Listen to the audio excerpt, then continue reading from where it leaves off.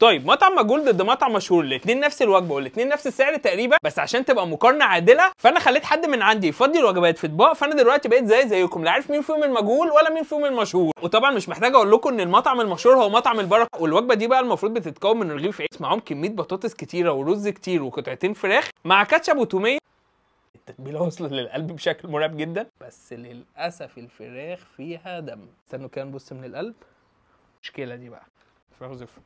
للاسف الشديد الفراخ زفره بشكل مش طبيعي. تعالوا طب نخش على المطعم، تعالوا كده طب نشوف بقى الورك هيبقى نضيف من قلبه ولا لا.